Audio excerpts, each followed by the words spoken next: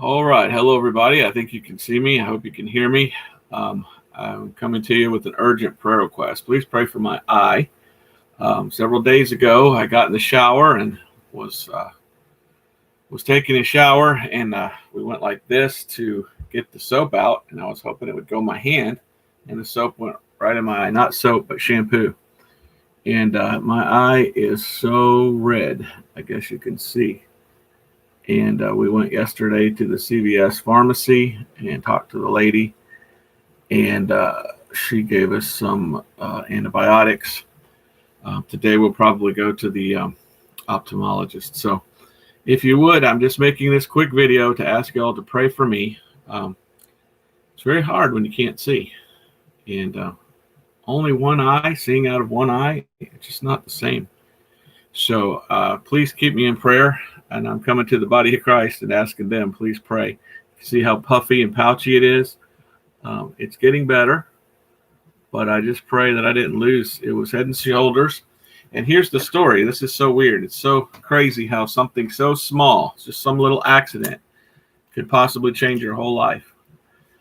So we didn't have any water. And I can understand with all the hurricanes coming and things like that, sometimes the power goes off, sometimes the water goes off. But most of my life, I remember, you always had water and you always had power. You could count on that. Just in the last several years, sometimes the power goes off, and then sometimes the water goes off and then comes back on.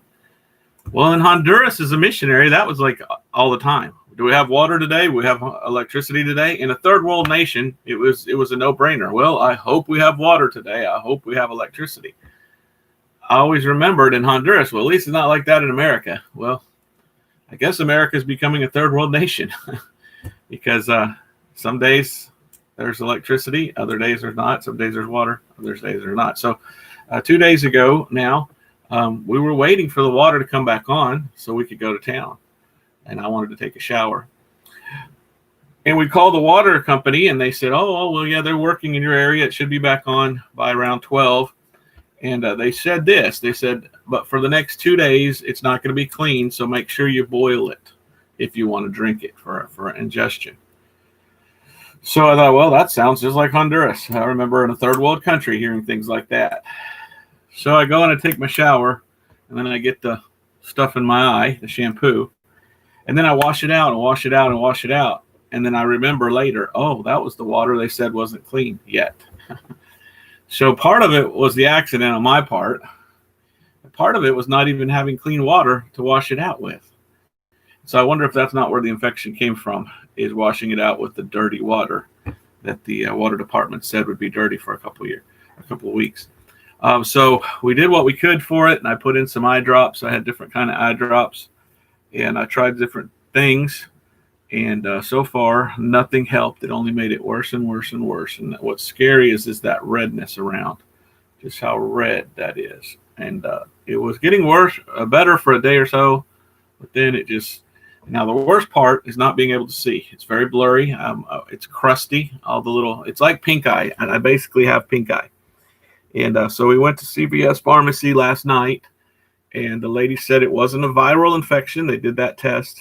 It was a bacterial infection. So there's no doubt in my mind that's probably where the bacteria infection came from, probably from the dirty water. So I'm coming to you and asking you to pray. We're going to go to an ophthalmologist today. Pray that what they'll do is they're going to stain it, they said. They're going to put a yellow stain in and make sure there's no places where a blood vessel broke, where there's a scratch, where there's other things. And all I want is just to get my vision back. I can see with both eyes open, but it's very blurry on this side still. And what an awful thing. Would you stop? So, thank you. So, please keep that in prayer. I just want to get my vision back and want to be able to do sermons. This week's sermon is going to be, I thought, on the subject of the blood, the book, and the blessed hope. So I guess I'll have to put that off until next week. I walked into CVS like this, and thankfully I didn't have to wear a mask. And they took me in and didn't make me wear a mask either into their thing. And here's another thing. In Honduras, I was in Honduras one time preaching, No, not Honduras, Mexico.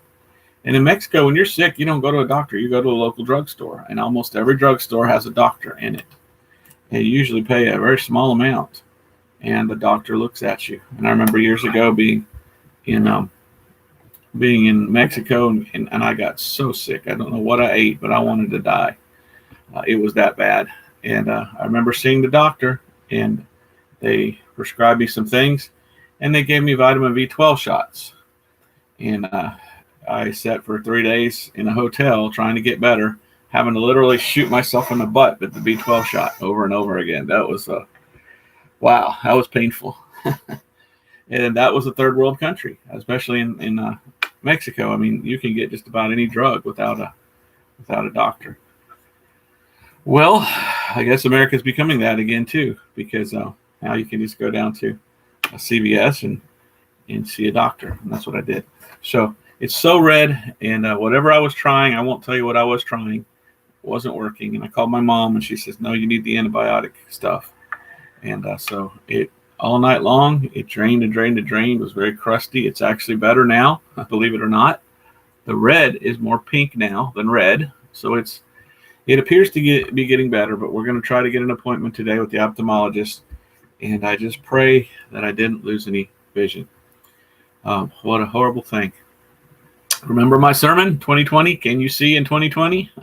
Well, I meant spiritually, not physically. But I can't see out of this eye very well.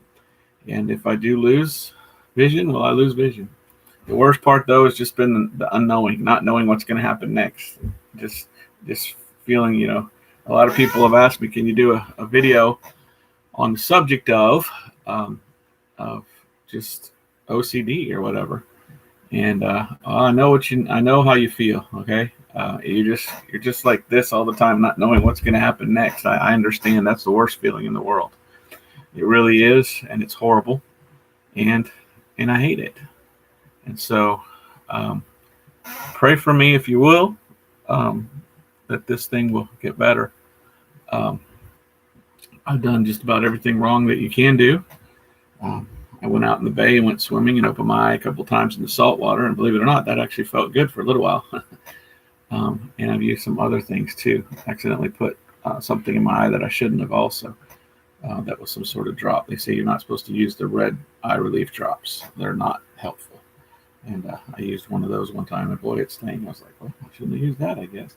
Why do they sell them if you're not supposed to use them? It's just so weird. So I'm staying away from the eye drops, and I'm using the stuff that they gave, and just doing the best I can. Just keep me in prayer, please. I hate to have to get glasses. If I do, maybe you'll see Breaker with glasses, but it'll only be this side. I can see perfect out of this eye. Look how white it is. Looks good. But this one's not. And all I want is my vision back so I can function. I did that video a day or two ago about, where Biden was talking, and he said election fraud. We're engaged in election fraud. I mean, right out of the horse's mouth. How can that? So, but I did that with one eye, trying to do it like this the whole time, and I shouldn't have. I probably shouldn't. So if I don't come to you for a week or two, please know that's why.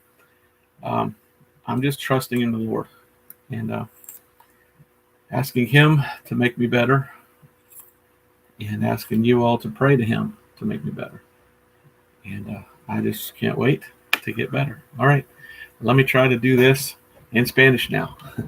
But please keep me in prayer. I do see why people would want to commit suicide. I hate to say, but when something like this happens, you just feel so like the other side is way better than this side. But what did Paul say? He said, "For me to live is Christ, and to die is gain." And he said, "To be with Christ is far better." But he says, "No, for you, I'm going to stay here." And I thought about this a lot. How funny! This is the problem that Paul had. The Apostle Paul had eye problems. And he said, if it were possible, you would have plucked out your own eyes for me and given them to me. So this has been interesting. Helps me identify with Paul. Helps me identify with a lot of my viewers and things they say. Brother Breaker, I'm going through some things and I just can't take it. You can get through it. It's not easy. I understand. So I am understanding a lot. Interesting that this is all happening while our election is taking place. I'm going half blind. And what's the Lord's showing me? Well, the country is half blind. Half of this country is blind, thinking the Democratic Party is great, and the other half can see. And I just pray that as the Lord heals me, the Lord will heal our country, and that we will see that they are stealing the election. There's no doubt. Many, many people see that. Now, the only question is, are you going to stand by and let it happen? Well, what else can we do? I mean, the other thing that I was thinking last night as I'm laying on the pillow trying to sleep was, does this election affect eternity? I mean, think about it. Who cares? In eternity, who's going to care who the president was? Really? This is what it boils down to. Who cares who the president is? In eternity, future, we won't even remember probably. So will it even matter? But then on the other hand, what if this election is the greatest election in the history of the world? Because it's a referendum for the socialist or the capitalist, for freedom and the Constitution, or total enslavement and the bringing in of the New World Order and the shutting down of free speech. And that's what we're starting to see. And I have an opportunity to use my voice to give you the gospel. Well, if the wrong person becomes president and people that put him in power say, no, you can't preach the gospel anymore, then this election does affect eternity. And it determines whether or not we can continue preaching the gospel until Jesus comes. Well, openly, let me say it that way, whether or not we can continue preaching the gospel openly. We might have to just do it in secret. So I don't know what to do. It's been really tough on me not getting this sermon done for this week. I want to get a new sermon to you every week. Can't wait. And if this is the only way I can do it, then this is the only way I can do it. So pray for me. And if I lose sight in this eye, well, the only recourse I have is get a lens. And I guess I'll start looking like, Colonel Schultz from Hogan's Heroes. Schultz, what's his name? I forget, but he was always Schultz, that guy. Or glasses or something. But we're under attack spiritually, it seems like. In the back of my head, all I'm thinking is, Lord, anytime now, you can come back. It would sure be nice, at the last Trump. If Trump's not elected, and this is the end of America, well, as soon as we find out that he's no longer president, that's the last Trump. So fingers crossed, Lord, anytime. But it's almost to the point where it's unbearable, and has been for the last 2 weeks or 2 days. And but all I know is my trust and my faith is in the Lord. And I keep saying, Lord, I don't know what to do. Anything and everything I do, it's like salvation. You don't get there on your own. I can't just do some magical thing and boom, now I'm healed. I have to trust in the Lord. You trust in the Lord for salvation. Trust in the Lord for healing. Sometimes he wants to heal you. Sometimes he doesn't. Sometimes he puts you through some things to identify with others and to learn things. Sometimes he chastises you. I've been on my face and on my knees and in prayer, confessing every sin I can think of. Lord, what did I do wrong? Well, accidents happen sometimes. And this was nothing but an accident. And I wish it hadn't happened. And I wish I had a sermon up for this week. But it is what it is by the grace of God. And I just say, thank you, Jesus. And I ask for your prayers, please. And I'll leave it at that. And and also I want to say this. I'm not trusting in my prayer. All right. I'm not trusting in your prayers. I thought about, I'm not even going to ask him to pray. Because, how's the Lord look at that? Are you trusting in their prayers? No, but prayer is speaking to God. And prayer sometimes can move God to do something. So I'm not trusting in you or your prayers to God. I'm trusting in God for healing. But I am asking you, if you would, to pray to him and ask him to help. And I'm not trusting in doctors. But sometimes doctors know, and sometimes God will heal you through a doctor. And so all these things that I'm thinking about. But please keep me in prayer. I'll go ahead and do this in Spanish as well. And thank you so much for all of your continued prayers and support. I hope that I can continue doing an every week sermon. I've got a list here of just great sermons. I just can't wait to get at it. It's just probably the most frustrating part isn't the pain and the weird distortion, but just sitting around doing nothing. I'm not that kind of person. I want so bad to get a new sermon out. So please keep me in your prayer. Okay. Thank you so much. I'll see you. Lord willing, we'll see you, though through through a vast, how does Paul say? We see through a glass darkly. That's how we might have to see each other. I'll see you darkly through a glass, but then face to face. And that's what I'm waiting for, is the rapture. That'd solve all our problems, wouldn't it? And all these people are out there. No, there's no pre-trib rapture. You have to suffer. I mean, it's like they want you to suffer. They want you to feel pain. It's like they delight in your suffering. And that's just sick. Any kind of person that delights in the suffering of someone else, that's just gross. That's someone that has no peace, no charity, no love, no long suffering, no temperance, no grace. And so I thought about not doing this because I just know my enemies will attack. But I'm like, whatever. They just show who they are. They're hateful people. Something like this happened to them, I'd feel sorry for them. I'd be on my knees praying for them. And so anyway, there it is. Red is the blood. Amen. It's all about the blood. So maybe the blood has gone here to try to help heal. It's the blood that saves. But please pray with me. White is cleansing.